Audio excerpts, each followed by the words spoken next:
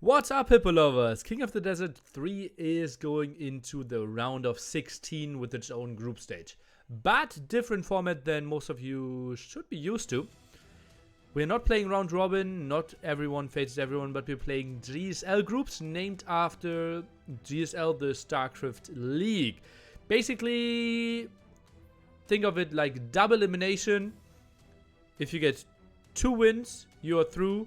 If you get 2 losses, you are out. 2 players advance from each group stage. If you have the score 1-1, you play for the last deciding game.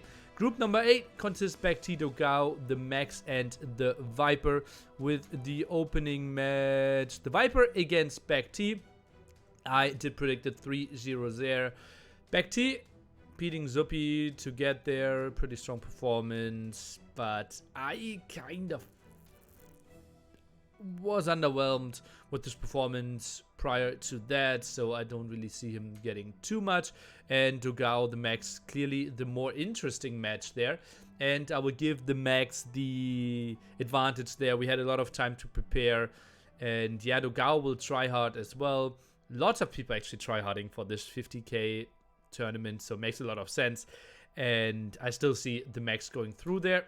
Then we have the winners match. Basically, whoever wins that is through and out of the group stage as seed number 1.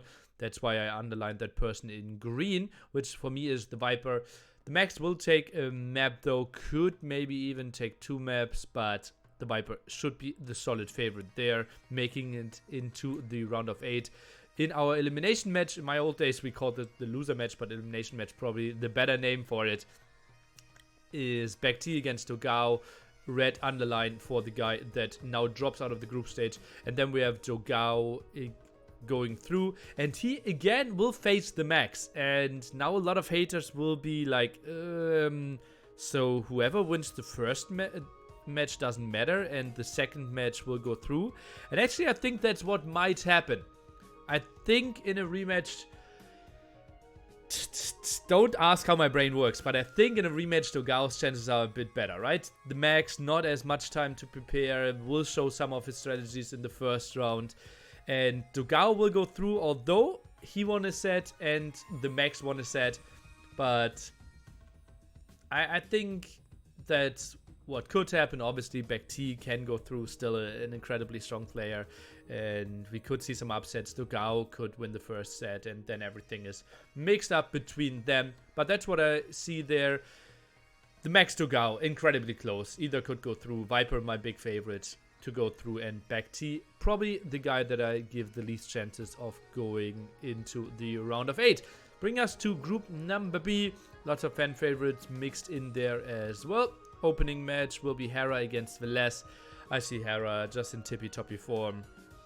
3-0 there for me. Velez incredibly strong, but I think his playstyle is just very similar to Hera's, but a tiny bit worse.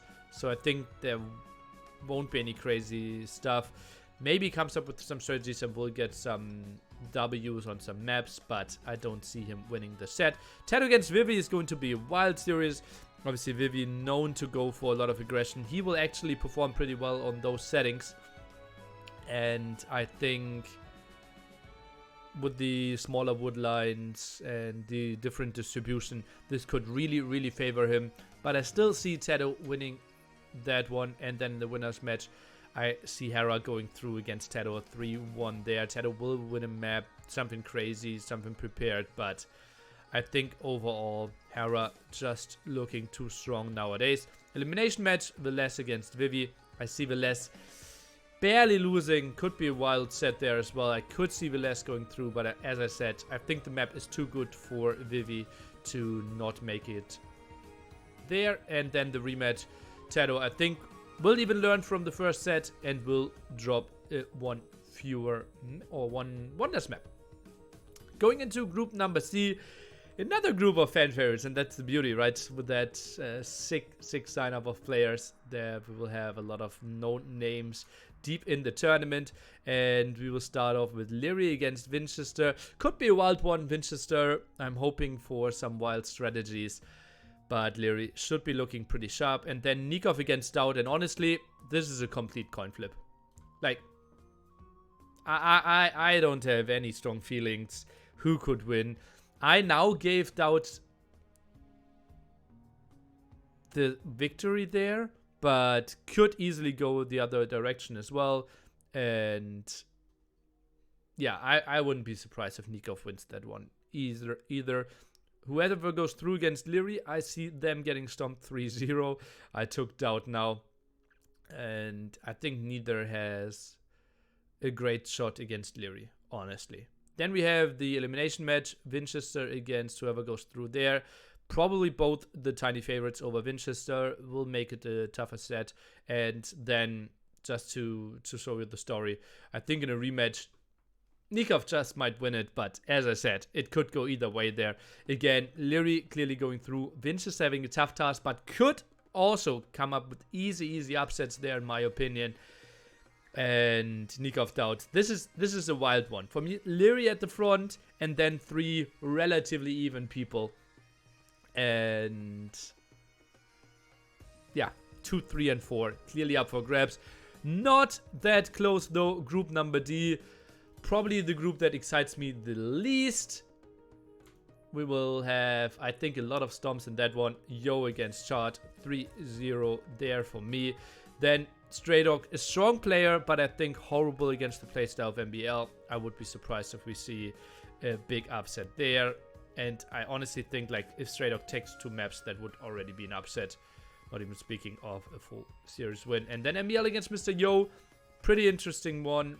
Doesn't really matter too much. Honestly, he goes through here. More about the seeding than Mr. Yo will take it 3-1 for me. Elimination match. Chart takes it over Stray Dog, knowing exactly what Stray Dog is going to play, always with the crazy aggression. Stray Dog drops there, and then in the decider, MBL just takes another 3-0 victory. You have to tune in.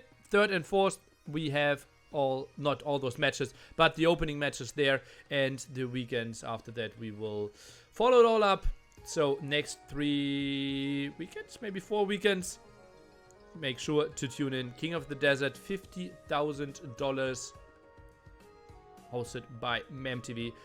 I hope we will see you there. Goodbye, Hippo lovers.